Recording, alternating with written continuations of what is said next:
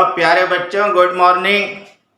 Previous video में हमने Venn diagram सीखा था। आज हम सीखेंगे कि प्रैक्टिकल लाइफ में ये किस तरह यूज होता है। तो कॉपी पेन निकाल लीजिए और मेरे साथ शुरू हो जाइए। आज का question number 1। In A class of 50 students,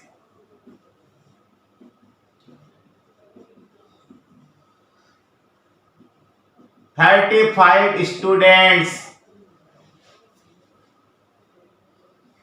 play cricket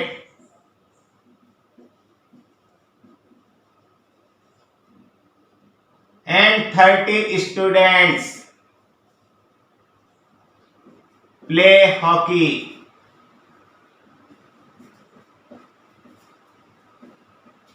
Find the number of students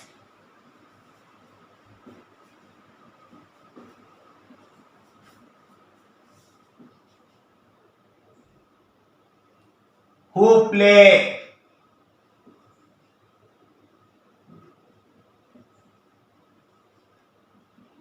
first question cricket only, second question hockey only, third question both the games."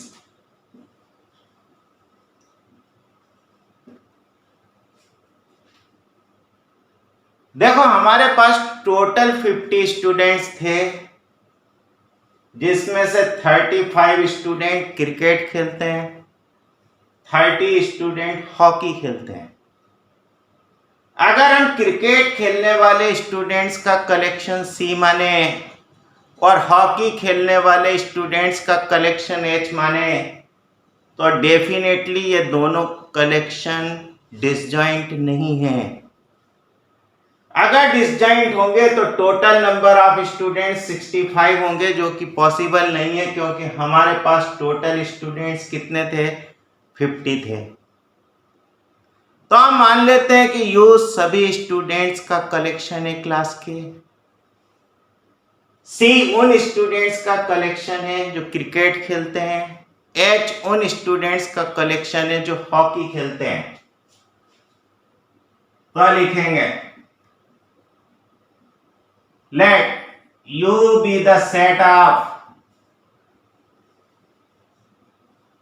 all students in the class, H be the set of those students who play hockey, and C be the set of those students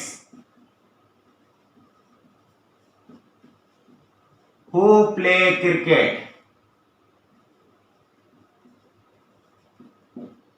Then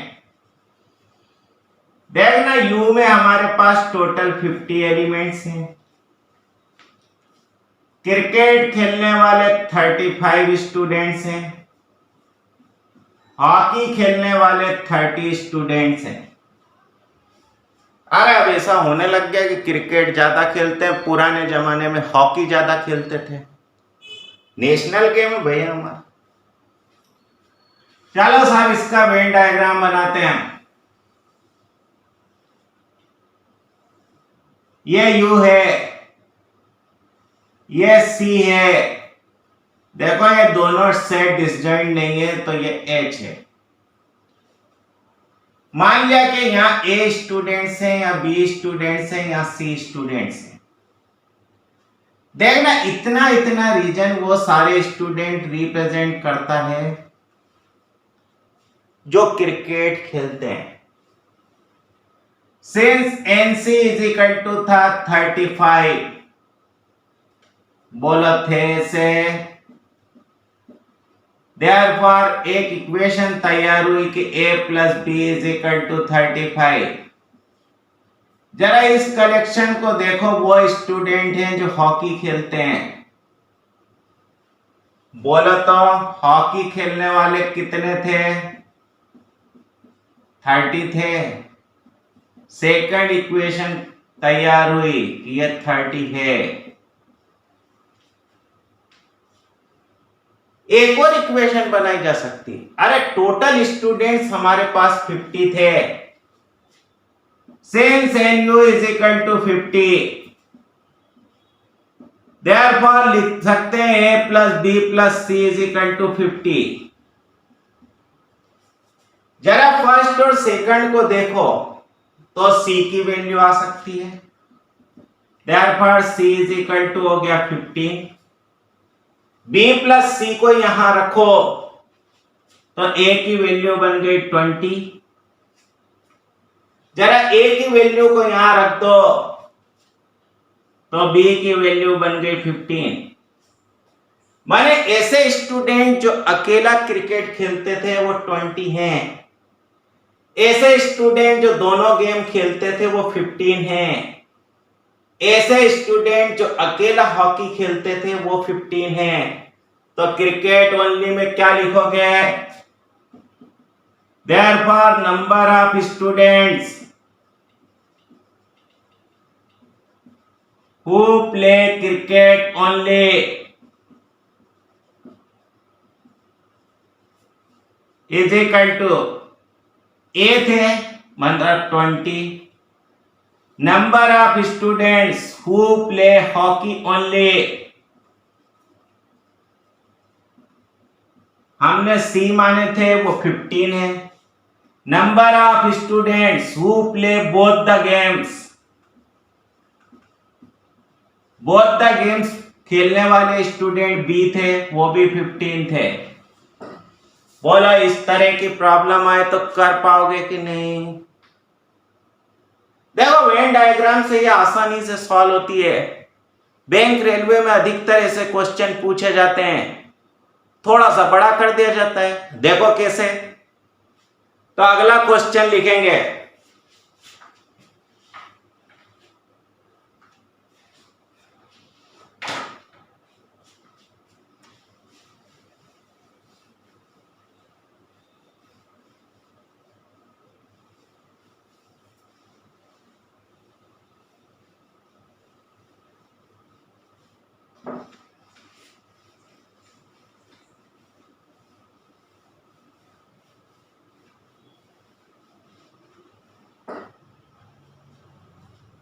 लिखो in a survey of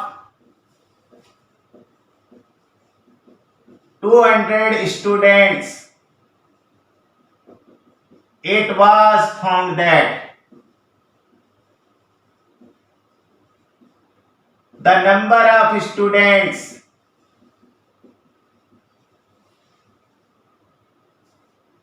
who speak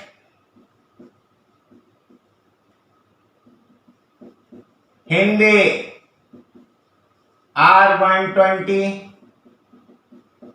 English are 100, Sanskrit are 80. Both Hindi and English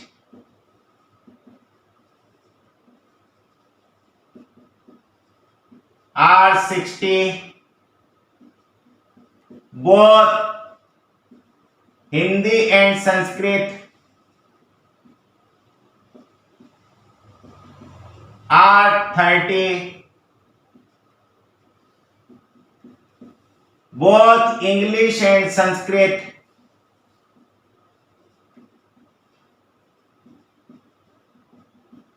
are 15. All the three languages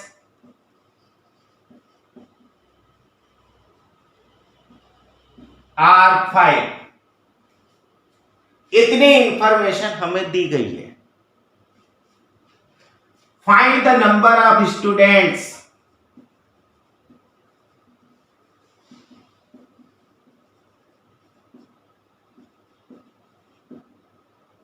who speak, first question, only Hindi second question only English, third question only Sanskrit. जरा question को ही ध्यान से देखो तो हमें समझ में आ जाएगा कि ये तीनों सेट डिसजॉइंट नहीं है। मान लो हिंदी बोलने वाले स्टूडेंट्स का कलेक्शन H है, इंग्लिश बोलने वाले स्टूडेंट का कलेक्शन E है, संस्कृत बोलने वाले स्टूडेंट का कलेक्शन S है और सारे स्टूडेंट्स का कलेक्शन U है। अब ऐसा ना लिखें तो चलेगा कि नहीं? मान लिया कि हिंदी बोलने वालों का कलेक्शन H, इंग्लिश बोलने वालों का कलेक्शन E, संस्कृत बोलने वालों का कलेक्शन S और सारे स्टूडेंट्स का कलेक्शन U। तो हमें क्या दिया है? देखना, NU दिया है 200। बोलो हिंदी कितने बोलते थे? 120। इंग्लिश कितने बोलते थे? 100। संस्कृत कितने बोलते थे? 80। बोथ हिंदी एंड इंग्लिश मतलब H इंटरसेक्शन E कितने थे? 60। फिर English both Hindi and Sanskrit, Hindi and Sanskrit 30। फिर बोथ इंग्लिश एंड संस्कृत, ये English and Sanskrit is equal to 15 और तीनों की तीनों लैंग्वेज बोलने वाले कुल टोटल स्टूडेंट थे हमारे पास 5। फिर से हम इसका वेन डायग्राम बनाने की कोशिश करते हैं। ध्यान दो, तीनों से डिसजॉइंट नहीं है। चलो साहब, ये U बन गया, बनाते हैं। ये हिंदी बोलने वालों का कलेक्शन है, ये इंग्लिश बोलने वालों का कलेक्शन है, ये संस्कृत बोलने वालों का कलेक्शन है। हिंदी, इंग्लिश, संस्कृत। यहां A लिख दिया, यहां B लिख दिया, यहां C लिख दिया, यहां D लिख दिया, यहां E लिख दिया, यहां F लिख दिया, यहां G लिख दिया। देखो, जो हिंदी बोलते थे वो 120 स्टूडेंट थे। हिंदी बोलने वालों का कलेक्शन देखो, मैं पॉइंट बना देता हूं। क्या क्या बने? A plus C plus E plus F is equal to लिख सकते हैं हम 120। Since NH is equal to 120, therefore A plus C plus E plus F is equal to 120 पहली इक्वेशन। चलो, इंग्लिश बोलने वाले 100 थे। कौन कौन से इंग्लिश बोलने वाले जो इस सर्कल में लिखे हुए हैं? B, C, E, D। Since NE is equal to था 100, therefore B plus C plus D plus E is equal to 100। देखना, संस्कृत बोलने वाले थे 80, ये संस्कृत बोलने वालों का कलेक्शन है D, E, F, G।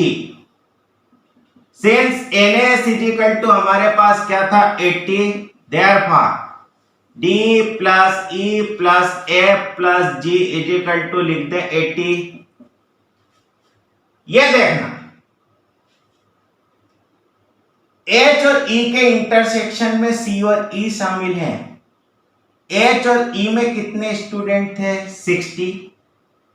Since NH intersection E is equal to 60, H और E के इंटरसेक्शन में C और E शामिल है तो C plus E is equal to लिख दें 60। देखना, H और S का इंटरसेक्शन देखो, ये रहा, ये H और S का इंटरसेक्शन, इसमें E और F शामिल है। ये देखो, ये S, ये H, इन दोनों का कॉमन पोर्शन ये रहा। बोलो, इसमें E और F है। H और S के इंटरसेक्शन में 30 थे। Since number of elements in H intersection S is equal to 30, therefore E plus F is equal to लिख सकते हो 30। ये फिफ्थ इक्वेशन बन गई। चलो E इंटरसेक्शन S देखो तो ये E है और ये S है। देखना E इंटरसेक्शन S में E प्लस D है। E इंटरसेक्शन S में कितने एलिमेंट थे?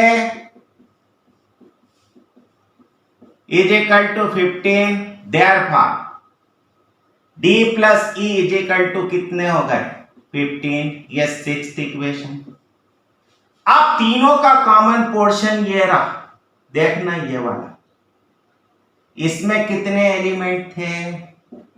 Since number of element in H intersection S intersection E is equal to 5, therefore बोलो E की वैल्यू 5 लिख सकते हो। E आ गया तो D आ गया, therefore D is equal to बन गया 10। E आ गया तो F आ गया, F बन गया 25।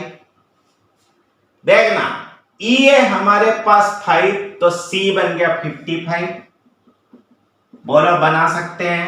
अब देखना D कितना था? 10, यहां 10 रख दो। E कितना था? 5 तो 15। F कितना था? 25 तो 40, तो G आ गया 40। अब इतना तो कर लोगे ना। फिर देखना C कितना था? 55। D कितना था? 10 तो 65। E कितना था? 5 तो 70, तो B आ गया 30। फिर देखना C कितना था? 55। E कितना था? 5 तो 60।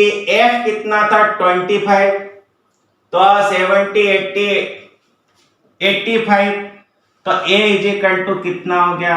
35। A क्या था?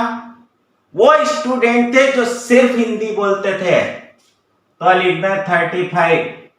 ओनली इंग्लिश बोलने वाले स्टूडेंट हमारे पास B थे, तो ओनली इंग्लिश बोलने वाले स्टूडेंट हो गए 30। ओनली संस्कृत बोलने वाले स्टूडेंट हमारे पास G थे, तो G कितने हो गए? 40। बोलो ऐसा बना सकोगे कि नहीं क्वेश्चन? ऐसे ही कुछ प्रैक्टिकल प्रॉब्लम्स आ जाएंगे कि चाय कॉफी और दूध पीने वाले स्टूडेंट्स का कलेक्शन, या टेनिस हॉकी और क्रिकेट खेलने वाले स्टूडेंट का कलेक्शन। आराम से उनका वेन डायग्राम बनाइए और सॉल्व कीजिए। तो उम्मीद है ये वीडियो पसंद आया होगा। Have a nice day.